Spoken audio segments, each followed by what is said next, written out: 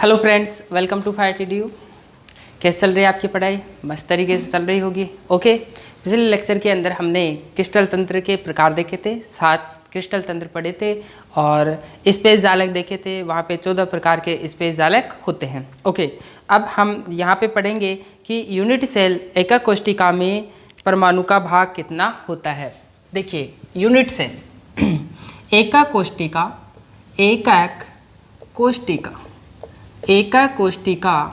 में परमाणु का भाग, एकक कोशिका में परमाणु का भाग, जो हमारे पास जो परमाणु होता है उसमें एकक कोशिका का कितना भाग होता है, यानी कि योगदान कितना होता है। भाग या फिर हम क्या कह सकते हैं, योगदान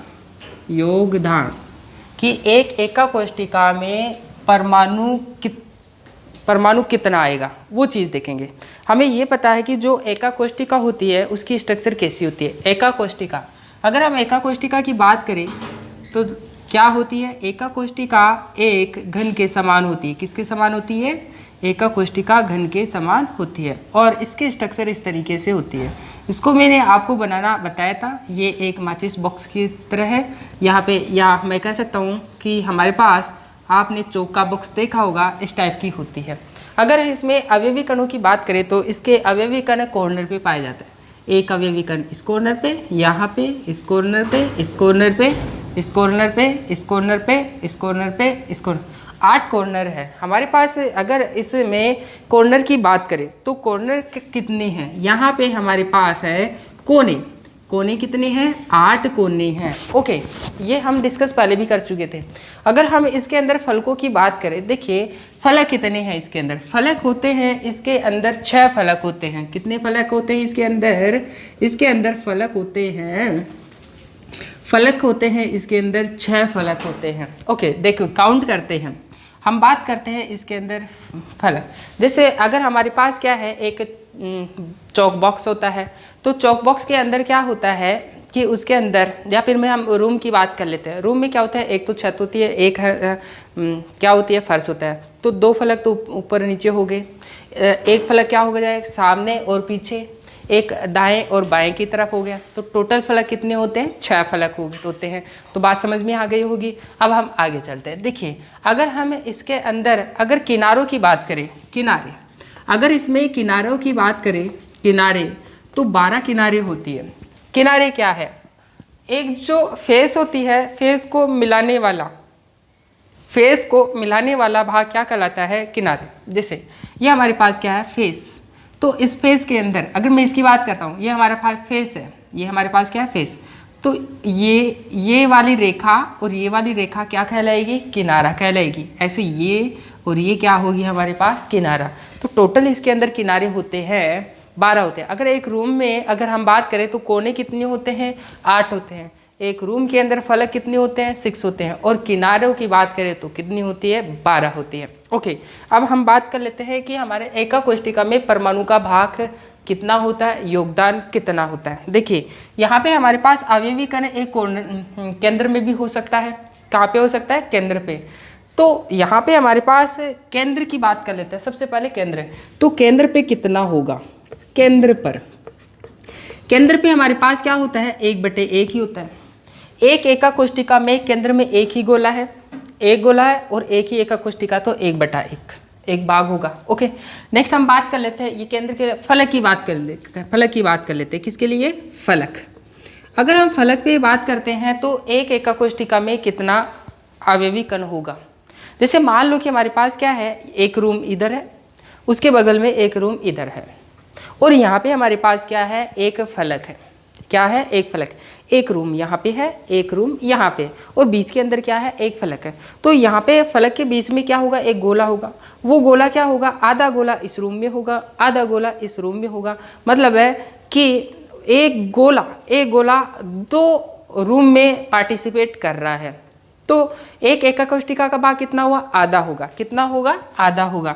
तो फलक का कितना भाग कंट्रीब्यूट करेगा? एक एकक कोशिका के लिए 1/2 कंट्रीब्यूट करेगा। ओके, अब हम बात कर लेते हैं कोने पर। किस पर? कोने पर।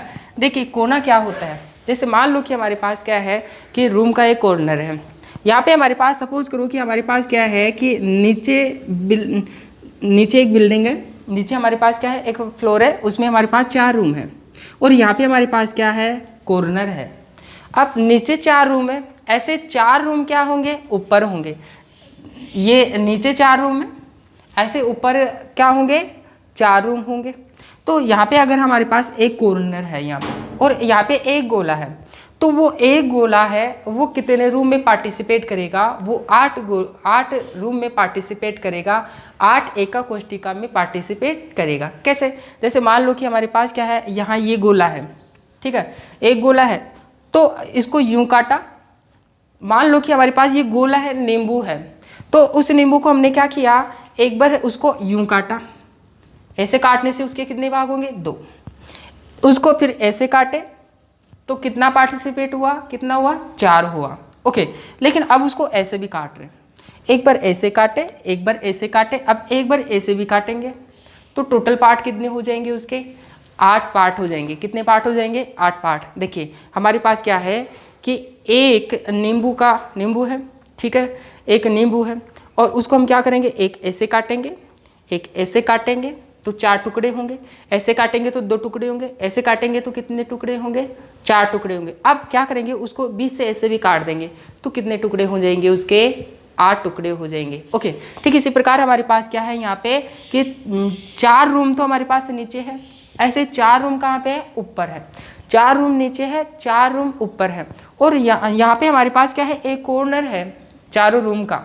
तो उस रूम के अंदर हमारे पास जो कॉर्नर का एक गोला है वो कितने रूम में पार्टिसिपेट करेगा, अगर यहाँ की बात करें तो 1 2 3 4 में पार्टिसिपेट कर रहा है।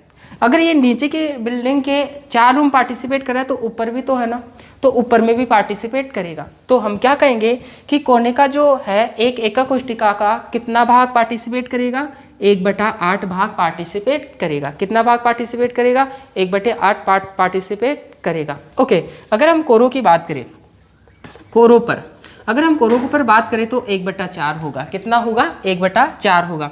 आपको इन चीज़ों को ध्यान में रखना है, जब हम आगे कैलकुलेशन करेंगे तो वहाँ पे इनका उपयोग करते हैं। ओके, तो केंद्र पर एका कोष्टिका में परमाणु का भाग कितना होता है, 1/1, मतलब 1 कह सकते हैं।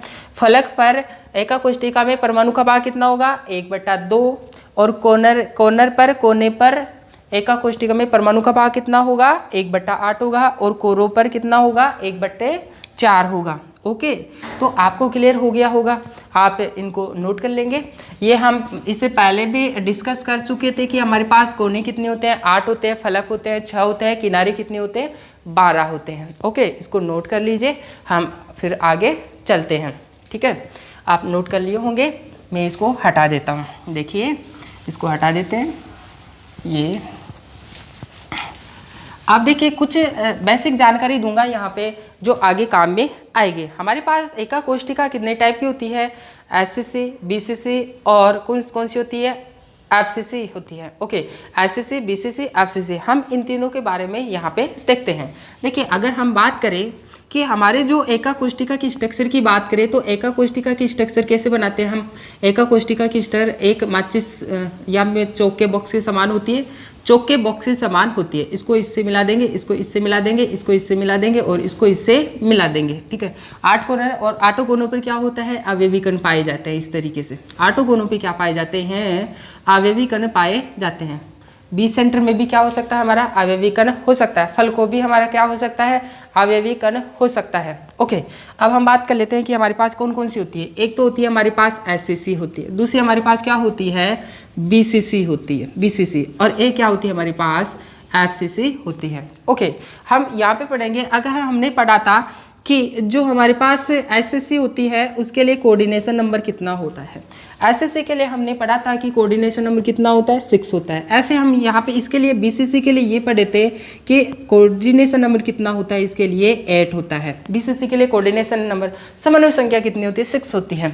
और एसएससी के लिए समन्वय संख्या कितनी होती है, एफसीसी के लिए समन्वय संख्या होती है 12, जो कि इससे पहले वाले लेक्चर के जो कि हम जब एका कोष्टिका का वर्गीकरण पढ़े थे तब वहाँ पे इनको पढ़े थे। ओके, अब हम बात कर लेते हैं कि कि पैकिंग एफिशिएंसी संकुलन क्षमता, पैकिंग एफिशिएंसी का मतलब होता है संकुलन क्षमता। इसको हम आगे पढ़ने वाले हैं, लेकिन मैं यहाँ पे थोड़ा सा हल्का सा बता देता हूँ। ओके, पैकिंग एफिशिएंसी, अगर हम बात करें एसएससी की पैकिंग एफिशिएंसी की, तो इसकी होती है 52%। कितनी होती है? 52%। ऐसे हमारे पास क्या है? बीसीसी के लिए अगर हम बात करें कि इसकी पैकिंग एफिशिएंसी कितनी होती है, इसके लिए होती है हमारे पास 68%। और एफसीसी की बात करें तो एफसीसी के लिए पैकिंग एफिशिएंसी होती है 74% होती है। कितनी होती है? 74% होती है। ओके, अब यहाँ पे हमारे पास जो एका कोष्टिका दिख रही है, इस एका कोष्टिका में हमारे पास क्या होती है? भुजाएं होती है। जैसे मान लो कि हमारे पास ये क्या है? ए भुजा है और ए भुजा है। क्या है? ए भुजा है। यहाँ पे भी हमारे पास ये क्या है? ए भुजा है। तो प्रत्येक भुजा क्या हमारे पास? ए भुजा है। माना हमारे पास क्या है? ए भुजा है। तो हमारे पास अगर ये ए भुजा है तो इस तरीके से मैं क्या, यहाँ पे क्या हमारे पास क्या है? इसको मैं ले रहा हूँ एक इस तरीके से रेखा हमारे पास ये वाली, और इसमें दो गोले हैं और दोनों गोले, ये वाला गोला और ये गोला एक दूसरे को स्पर्श किए रहते हैं। क्या किए रहते हैं? स्पर्श किए। वो किस तरीके से स्पर्श करते हैं? ये देखो, एक गोला हमारे पास क्या है? ये आ गया, और दूसरा गोला हमारे पास क्या आ चुका है? ये आ गया। इसकी त्रिज्या हमारे पास आर है और इसकी त्रिज्या हमारे पास ये आर है। इस गोले के लिए त्रिज्या क्या होगी? आर। इस गोले के लिए त्रिज्या क्या होगी? आर होगी। ओके, और यहाँ से यहाँ की दूरी क्या होगी? यहाँ से यहाँ की दूरी हम क्या मान रखी है? यहाँ से यहाँ तक की दूरी क्या मान रखी है? यहाँ पे ए मान रखें। यहाँ से यहाँ की दूरी क्या है? ए है। देखिए अब हमारे पास क्या है कि इस गोले के लिए त्रिज्या आर, इस गोले की त्रिज्या आर।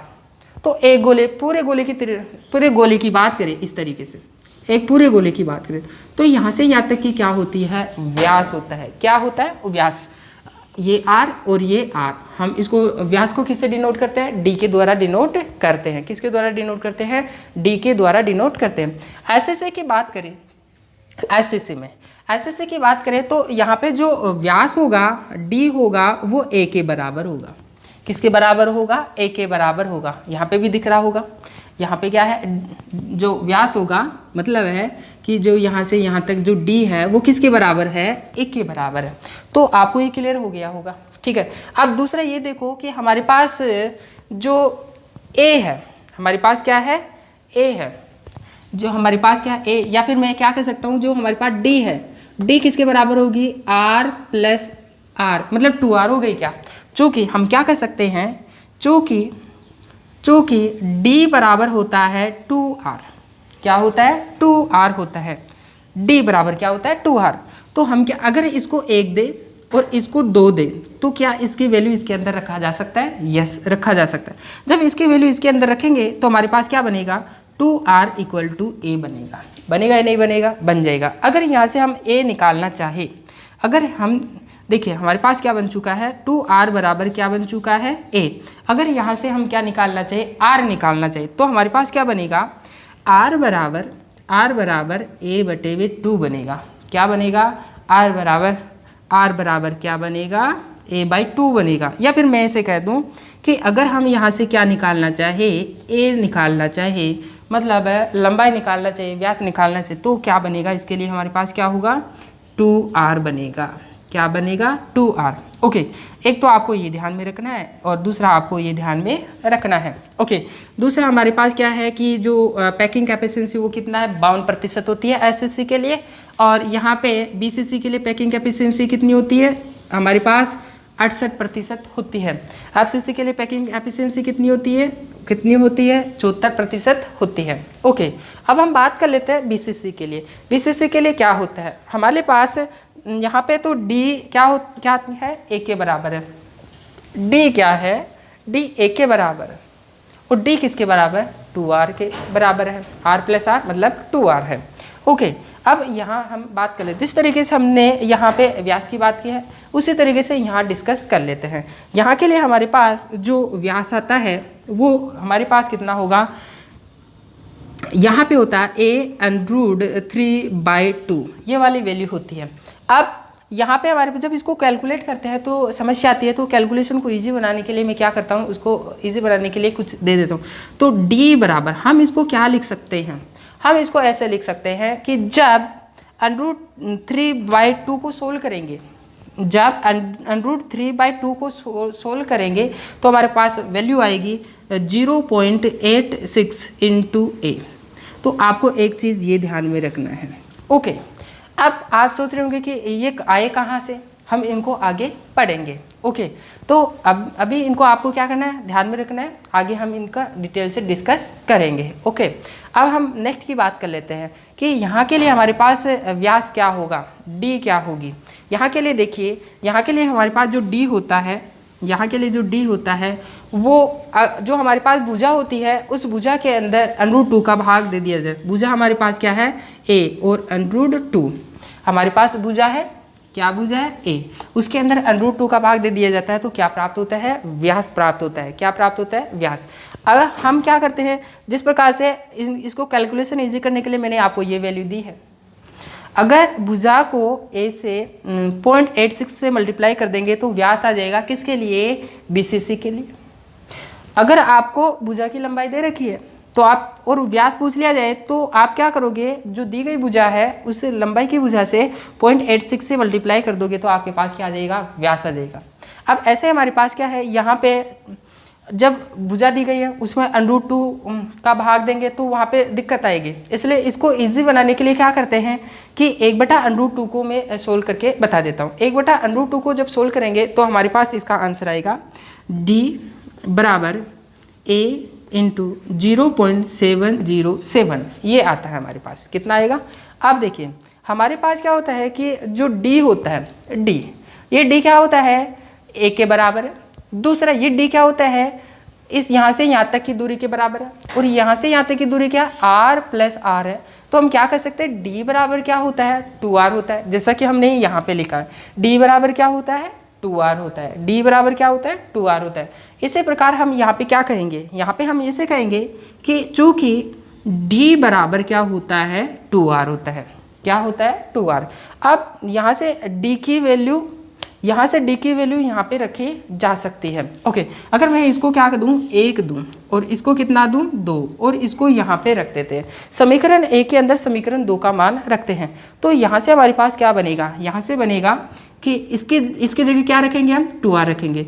तो 2r = a इंटू 0.707 ये बनेगा। अब यहाँ पे हमने क्या निकाला था, r निकाला था। क्या हम यहाँ पे भी निकाल सकते हैं, यस निकाल सकते हैं। ओके, तो क्या करेंगे, r बराबर a इंटू 0.707 अपॉन, अब ये 2 किधर चला जाएगा, नीचे चला जाएगा। एक चीज़ आपको ये ध्यान में रखनी है। ओके, अगर आपको क्या दे दिया जाए, आपको क्या दे दिया जाए, भुजा की लंबाई दे दिया जाए, तो आप क्या निकाल सकते हैं, त्रिज्या निकाल सकते हैं। क्या निकाल सकते हैं, त्रिज्या निकाल सकते हैं। यहाँ से आपको त्रिज्या दे दिया जाए तो आप भुजा की लंबाई भी कैलकुलेट कर सकते हैं। कैसे, जैसे मैंने क्या किया, इसको मैं ऐसे लिख सकता हूँ कि a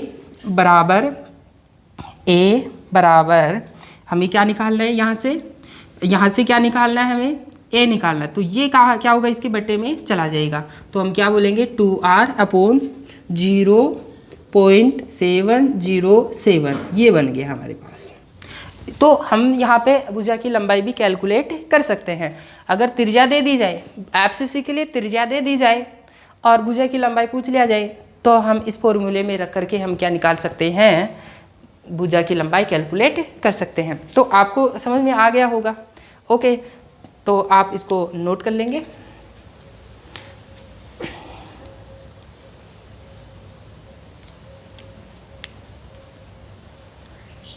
अब हमारा नेक्स्ट टॉपिक रहेगा। नेक्स्ट टॉपिक हमारे पास है गणीय एकक कोष्ठिका में अवयवी कणों की संख्या। अवयवी कणों की संख्या मतलब हमें यहाँ पे जेड पता करना। अवयवी कणों की संख्या यहाँ पे क्या है, जेड है।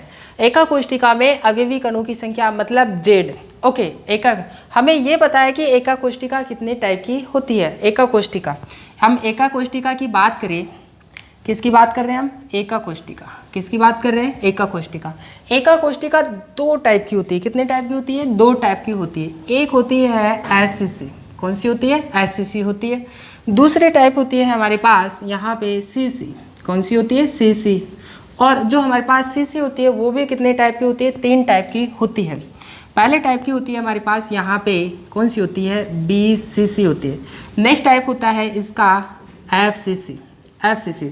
और इसका थर्ड टाइप होता है ECC होता है, जो कि हम एका कोष्टिका के वर्गीकरण के अंदर पढ़े थे। ओके, हमें क्या करना है कि SCC में अवयवी कणों की संख्या कितनी होगी, Z का मान कितना होगा। BCC के लिए हमारे पास अवयवी कणों की संख्या क्या होगी, मतलब Z का मान कितना होगा। FCC के लिए Z का मान कितना होगा, ECC का Z का मान कितना होगा। और ये एग्जाम के अंदर पूछा जाता है और ये टॉपिक क्या है, इम्पोर्टेंट है। ये हमारा टॉपिक क्या है, इम्पोर्टेंट है।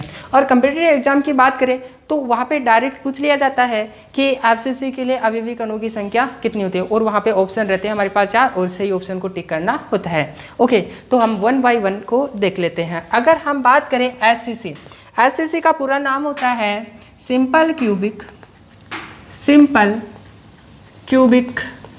Unit cell. Simple cubic unit cell, इसी का दूसरा नाम है PCC का मतलब क्या होता है, primitive cubic unit cell. Okay, इनको हिंदी में कहते हैं सरल घनीय एकक कोष्टिका। क्या बोलते हैं, सरल घनीय एकक कोष्टिका, सरल घनीय एकक कोष्टिका। और प्रिमिटिव का मतलब क्या होता है, प्रिमिटिव का मतलब यहाँ पे होता है आद्य घनीय एकक कोष्टिका। आद्य घनीय एकक कोष्टिका, आद्य घनीय एकक कोष्टिका। देखिए, अगर हम इसकी स्ट्रक्चर की बात करें तो सरल घनीय एकक कोष्टिका क्या होती है, वह एकक कोष्टिका जिसमें अवयवी कण केवल और केवल कोनों पर पाए जाते हैं। देखो कैसे, यहाँ पे हमारे पास क्या है, एक एकक कोष्टिका में ड्रॉ कर रहा हूँ। इसमें हमारे पास क्या है कि एक बॉक्स है, और वो बॉक्स है क्या है, चौक का बॉक्स है। इस चौक के बॉक्स में क्या होते हैं, 8 तो कॉर्नर होते हैं, 6 फलक होते हैं। इनमें 8 कॉर्नर होते हैं, प्रत्येक पे क्या कॉर्नर पे क्या होते हैं, अवयवी कण होते हैं। क्या होंगे, अवयवी कण होते हैं, इस तरीके से। ओके, हमें इसके अंदर क्या पता करना है कि SCC के अंदर अवयवी कणों की संख्या कितनी है, मतलब Z का मान निकालना है। क्या निकालना है, Z का मान निकालना है। इसमें SCC में अवयवी कणों की संख्या कैसे निकालते हैं, देखिए SCC में अवयवी कणों की संख्या, किसकी संख्या निकालेंगे हम यहाँ पे, अवयवी कणों की संख्या। देखिए, SCC के अंदर अवयवी कण कहाँ पे पाए जाते हैं, केवल और केवल कोनों पर पाए जाते हैं। कहाँ पे पाए जाते हैं, केवल और केवल कॉर्नर पर। और कॉर्नर पर कितने अवयवी कण है, 8 है। कितने हैं, 8 है। तो हम यहाँ पे क्या लिखेंगे कि SCC में अवयवी कणों की संख्या 8 कोनों पर। अब देखिए, ये हमारे पास 8 है कोनों पर अवयवी कण का भाग कितना होता है। अभी हमने देखा कि कोनों पर 1/8वां भाग होता है, एकक कोष्टिका का 8वां भाग होता है। तो हम क्या करेंगे, कोनों पर कितना होता है, 1/8।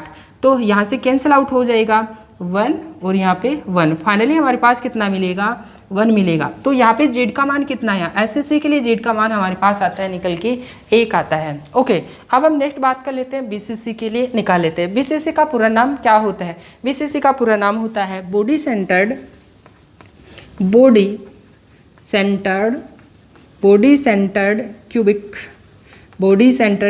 क्यूबिक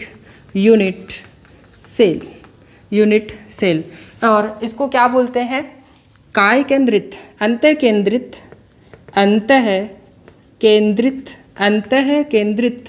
घनीय एकक कोष्टिका। ये इसका फुल फॉर्म है। इसमें क्या होगा कि अवयवी कण कॉर्नर पे तो होंगे ही होंगे, साथ के साथ एकक कोष्टिका के बी सेंटर में, बॉडी के सेंटर में भी अवयवी कण पाया जाता है। तो इसके लिए हमारे पास स्ट्रक्चर क्या होगी, देखिए हमारे पास इसके लिए स्ट्रक्चर होगा। देखिए ये हमारे पास क्या है, मैंने क्या किया, एक चौक का बॉक्स बनाया इस तरीके से, और इसमें हमारे पास क्या होते हैं, 8 कॉर्नर होते हैं। कितने कॉर्नर होते हैं, 8 कॉर्नर होते हैं। प्रत्येक कॉर्नर पे क्या पाए जाते हैं, अवयवी कण पाए जाते हैं। जैसे एक अवयवी कण, 2 3 4 5 6 7 8 8 अवयवी कण होते हैं। BCC में क्या होता है, बॉडी के सेंटर में भी क्या होते हैं, अवयवी कण पाया जाता है। जैसे मान लो कि इसका बॉडी का सेंटर ये है, ओके, और इसके लिए हमें क्या निकालना है, अवयवी कणों की संख्या निकालनी है। जैसे हमने SCC में अवयवी कणों की संख्या निकाली है, तो इसमें हमारे पास 8 कॉर्नर पर ही अवयवी कण थे। तो 8 इंटू इसको मैं यहाँ पे लिख देता हूँ ताकि कंफ्यूजन हो, ये कटा था हमारे पास। 8 इंटू कोनों पर, कोने का भाग कितना होता है, SCC के लिए 1/8 था। हमने क्या किया, 8 से क्रॉस आउट हो गया और हमारे पास क्या बचा था, 1 बचा था। ऐसे हम यहाँ पे सोल्व करते हैं। यहाँ पे हमारे पास क्या है कि अवयवी कण एक तो कॉर्नर पर है, दूसरा हमारे पास अवयवी कण कहाँ पे है, बी सेंटर में भी है। तो इसके लिए अवयवी कण कैसे निकालेंगे, हम यहाँ पे क्या लिखेंगे, BCC में अवयवी कणों की संख्या, कणों की संख्या मतलब Z का मान निकालना है। क्या निकालना है, Z का मान। अब यहाँ पे हमारे पास क्या है, 8 तो कॉर्नर है, तो हम क्या कहेंगे, 8 कोने पर इंटू एक कण कहाँ पे है। अब यहाँ पे क्या होगा, वो जुड़ेगा, टोटल होगा, तो हम यहाँ पे इंटू ना लिख करके प्लस लिखेंगे, ओके। तो यहाँ पे हमारे पास क्या है, कॉर्नर पर, तो यहाँ पे क्या लिखेंगे, कोने पर या केंद्र पर। यहाँ पे हमारे पास क्या है, केंद्र है, तो यहाँ पे क्या लिखेंगे, केंद्र पर। कोने की बात कर लेते हैं, 8 तो कोने हैं, कॉर्नर पर भाग कितना होता है, एका कोष्टिका में कॉर्नर पर का भाग कितना होता है, 1/8।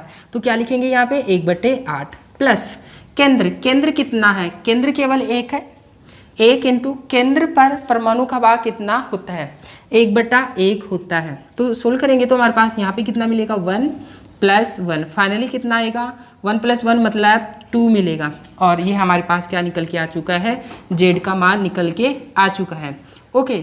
अगर मैं इसको यहाँ पे सोल्व कर देता हूँ आगे, यहाँ पे कितना आ जाएगा हमारे पास, इसके लिए हमारे पास कितना आएगा, इसके लिए हमारे पास 1 और 1 इनको टोटल करेंगे तो कितना आ जाएगा, मैं इसको यहाँ पे लिख देता हूँ कि Z बराबर कितना आ चुका है, 2 आया। कितना आया हमारे पास, 2। कितना आया है, 2। Z बराबर कितना, 1 + 1 करेंगे तो हमारे पास कितना आ जाएगा, 2 आ जाएगा। तो BCC के लिए हमारे पास अवयवी कणों की संख्या कितनी होती है, 2 होती है। और यहाँ की बात करें SCC के लिए अगर हम किसकी बात करें, Z का मान की बात करें, तो Z का मान कितना है हमारे पास, यहाँ पे 1 है, ओके। अब हम बात कर लेते हैं किसकी, FCC की बात कर लेते हैं। इसको मैं थोड़ा इधर लिख देता हूँ, किसके लिए बात करते हैं हम, अब हम बात करेंगे FCC के लिए। FCC में क्या होता है कि अवयवी कण कॉर्नर पे तो होते ही होते हैं, साथ के साथ कहाँ पे पाए जाते हैं, प्रत्येक फलक के केंद्र पर भी पाए जाते हैं। देखो तो किस प्रकार से निकाल सकते हैं। FCC का पूरा नाम होता है face centred cubic unit cell, और इसका हिंदी में क्या बोलते हैं, फलक केंद्रित घनीय एकक कोष्टिका। क्या नाम उसका होगा, फलक केंद्रित घनीय एकक कोष्टिका, फलक केंद्रित घनीय एकक कोष्टिका। अगर हम इसके स्ट्रक्चर की बात करें तो स्ट्रक्चर कैसी होगी, इसकी स्ट्रक्चर इस तरीके से होती है। देखिए यहाँ पे हमारे पास क्या है, इसको मैं थोड़ा बड़ा बनाता हूँ ताकि आपको स्पष्ट दिखाई दे। देखिए ये हमारे पास क्या है, एक चौका बॉक्स है इस तरीके से, और इसके अंदर 8 कॉर्नर है, 8 कॉर्नर। प्रत्येक कॉर्नर पे क्या पाए जाएंगे, FCC में प्रत्येक कॉर्नर पे अवयवी कण होते हैं, जैसे 1 2 3 4 5 6 7 8। अब दूसरा हमारे पास जो FCC होती है, कॉर्नर पे तो अवयवी कण होते ही होते हैं, साथ पे प्रत्येक फलक के केंद्र पे भी होते हैं। तो प्रत्येक फलक, ऊपर वाला फलक आपको दिख रहा होगा ये वाला, इस फलक के बीच से सेंटर में भी एक अवयवी कण होगा।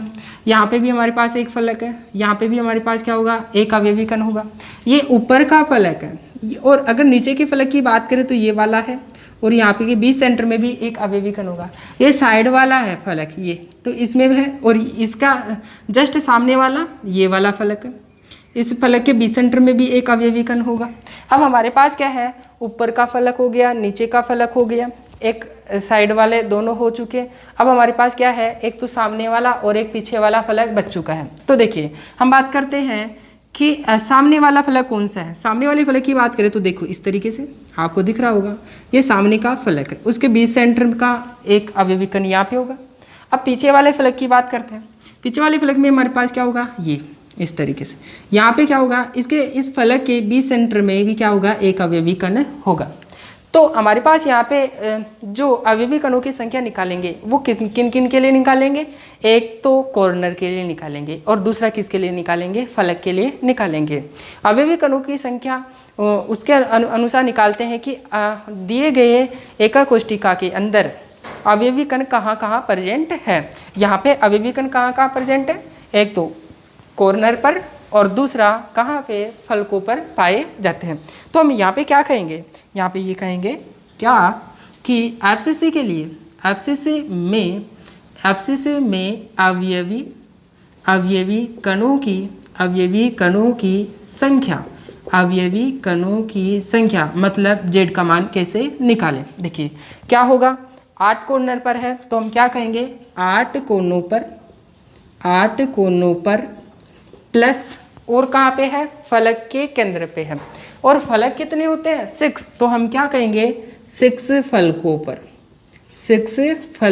पर। अब देखिए हमारे पास 8 इंटू कोनों पर, कोने पर कितना पार्टिसिपेट होता है, 1/8। तो हम यहाँ पे क्या लिखेंगे, 1/8 प्लस 6 इंटू फलकों पर, फलक का कितना भाग होता है, फलक का 1/2 भाग होता है। ओके, तो हम यहाँ पे कितना लिखेंगे, 1/2 लिखेंगे, 1/2। अब इसको सोल्व कर लेते हैं।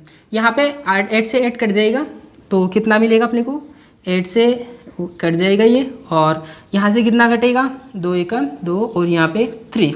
तो फाइनली कितना मिला, यहाँ से मिला हमें 1 प्लस और यहाँ पे 3। अगर इनको टोटल करते हैं तो कितना मिलेगा अपने को, 4 मिलेगा, और ये जेड का मान प्राप्त हो चुका है। तो हम क्या कर सकते हैं, अगर इनको टोटल करते हैं तो मैं ऊपर लिख देता हूँ 1 प्लस 3। तो इसके लिए हमारे पास कितना होगा, इसके लिए हमारे पास जेड का मान हो जाएगा कितना, टोटल 4 हो जाएगा। कितना हो जाएगा, 4 हो जाएगा। आप इसको नीचे लिख लेना, मेरे पास यहाँ पे जगह नहीं है। ओके, तो इनको टोटल करके आप टोटल जेड का मान लिख लेना, कितना आएगा, 4 आएगा। ओके, हमारे पास यहाँ पे जो यहाँ पे जेड का मान लिखा हुआ है वो भी आप नीचे लिख लेना, 1 प्लस 1 इनको टोटल करेंगे तो कितना आ जाएगा, जेड का मान 2 आ जाएगा। इसको भी नीचे लिख लेना, मेरे पास यहाँ पे जगह नहीं है। ओके, अब हम बात कर लेते हैं नेक्स्ट ईसीसी की बात कर लेते हैं, ईसीसी। ओके, ईसीसी को मैं यहाँ पे समझा देता हूँ। देखिए ईसीसी ताकि स्पेस मिल जाए, मैं इसको ऊपर समझा देता हूँ। ईसीसी का मतलब क्या होता है, हिंदी में इसका नाम होता है अंत्य केंद्रित घनीय एकक कोष्ठिका, अंत्य केंद्रित घनीय एकक कोष्ठिका। ओके, इसके स्ट्रक्चर क्या होती है, इसमें अवयवी कण कॉर्नर पे तो होते ही होते हैं, साथ के साथ दो आमने सामने के फलकों पर भी होता है। चाहे वो छत का और फ्लोर नीचे फर्श का हो, चाहे पीछे का और सामने का हो, चाहे अगल बगल के हो, किन्हीं 2 फलकों में क्या होंगे, अवयवी कण होंगे, प्रत्येक कॉर्नर पर और 2 आमने सामने के फलकों पर। तो स्ट्रक्चर क्या बनेगा, इसके लिए स्ट्रक्चर हमारे पास कुछ इस तरीके से रहता है। देखो हमारे पास क्या, वही मैंने क्या बनाया, एक चौक बॉक्स बनाया जो कि कैसा होता है, घनाकार होता है। इसमें प्रत्येक कॉर्नर पे क्या पाया जाता है, अवयवी कण पाए जाते हैं इस तरीके से। देखिए अब अवयवी कण कहाँ होगा, कॉर्नर पे तो है, साथ के साथ कहाँ पे पाए जाएंगे, 2 आमने सामने के फलकों पर। अब यहाँ पे हम 2 फलक ले लेते हैं, या तो हम ऊपर छत का ले लेते हैं और एक दूसरा फर्श का ले लेते हैं। देखिए तो एक तो हमारे पास छत का हो गया और दूसरा हमारे पास क्या हो गया, फर्श का हो गया। इसके लिए हमें क्या निकालना है, अवयवी कणों की संख्या निकालनी है, मतलब जेड का मान निकालना है। जेड का मान किन के थ्रू निकाला जाता है कि अवयवी कहाँ कहाँ प्रेजेंट है, इसमें कहाँ कहाँ प्रेजेंट है, एक तो कॉर्नर पे पाया जाता है, दूसरा फलकों के केंद्र पे, और वो फलक हमारे पास कितना है, 2 फलक है केवल। कितने फलकों पर है, 2 फलक। यहाँ पे हमारे पास क्या था कि 6 फलकों पर थे, इसलिए 6 वैल्यू रखे थे, लेकिन इसमें हमारे पास क्या, केवल 2 फलकों के पर। तो हम यहाँ कितने फलकों की बात करेंगे, केवल और केवल 2 फलकों की बात करेंगे। बात समझ में, तो हम लिखेंगे, क्या लिखेंगे, कि ईसीसी के लिए ईसीसी में अवयवी कणों की संख्या मतलब z का मान कैसे निकालेंगे? देखिए इसको निकालते हैं। यहाँ पे एक तो कहाँ पे है, 8 कॉर्नर पर है। 8 कोनों पर अवयवी कण कहाँ पे है, 8 कोनों पर, प्लस और कहाँ प्रेजेंट है, 2 फलकों पर प्रेजेंट है। यहाँ 6 फलक नहीं लिखेंगे, यहाँ पे 6 फलक नहीं लिखेंगे, यहाँ पे हमारे पास क्या है, 2 फलकों पर है। तो यहाँ पे क्या लिखेंगे, 2 फलकों पर, 2 फलकों पर। यहाँ पे तो हमारे पास अवयवी कण 6 फलकों पे थे, 1 2 3 4 5 6, इसलिए यहाँ पे कितना लिखा था, 6 फलक लिखा था। जबकि यहाँ पे हमारे पास अवयवी कण केवल और केवल क्या है, 2 फलकों पर। ईसीसी में 2 फलकों पे होता है, इसलिए यहाँ पे क्या लिखेंगे, 2 फलकों पर। ओके आगे चलते हैं। 8 इंटू कोनों पर अवयवी कोनों पर परमाणु का भाग कितना होता है, 1/2 होता है। तो यहाँ पे कितना लिखेंगे, 1/2 प्लस 2 इंटू फलकों पर परमाणु का भाग कितना होता है, फलकों पर 1/2 होता है। इसको सोल्व करते हैं तो हमारे पास कितना मिलेगा, 4 प्लस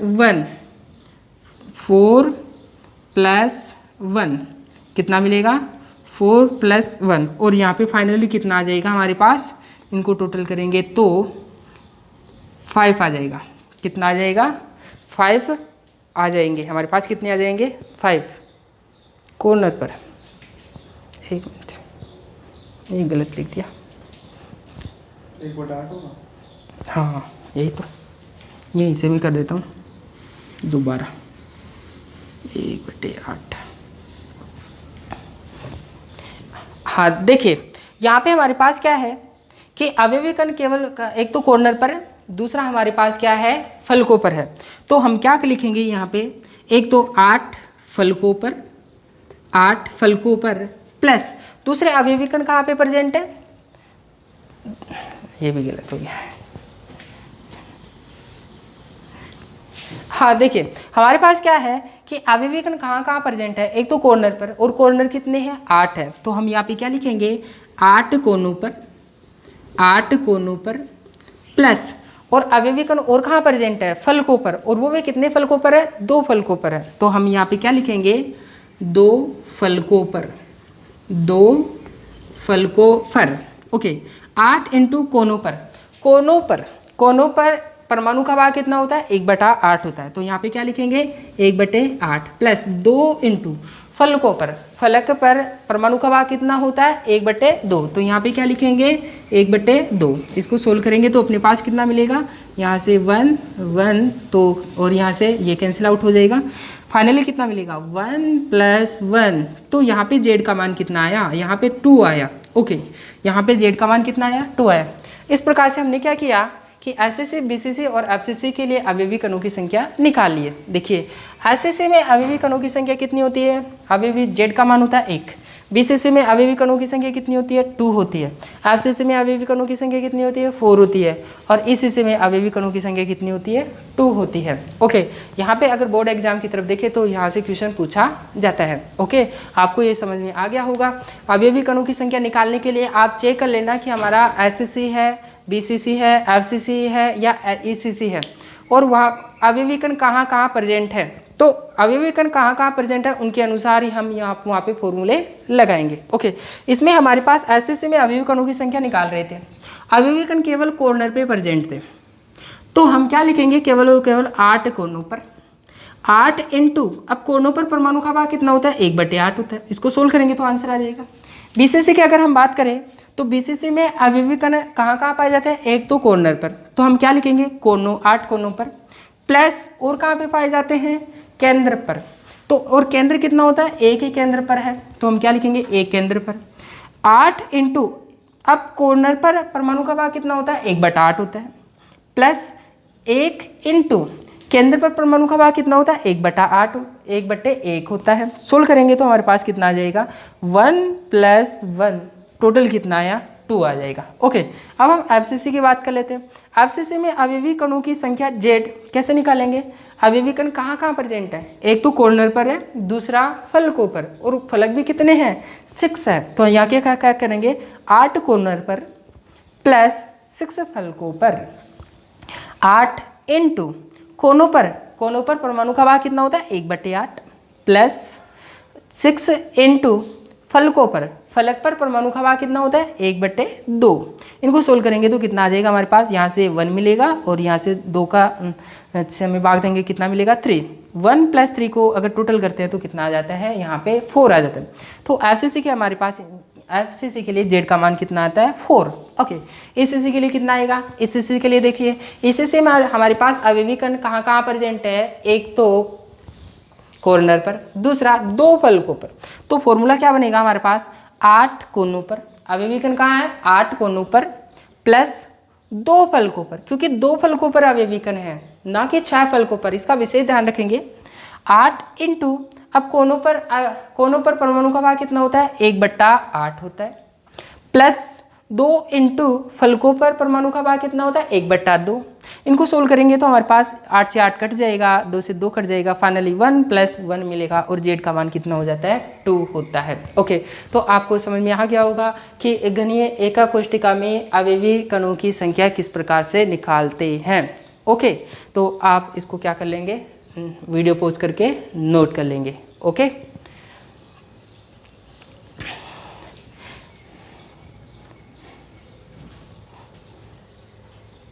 पॉज कर लो।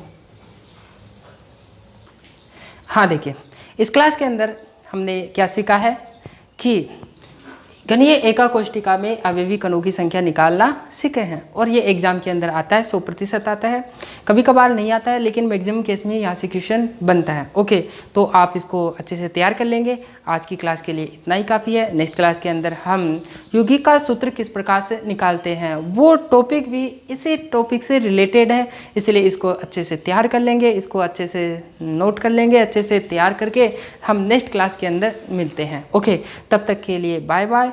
उससे पहले आप उसको अच्छे से रिवाइज कर लीजिए। ओके, बाय, थैंक यू, धन्यवाद, नमस्कार।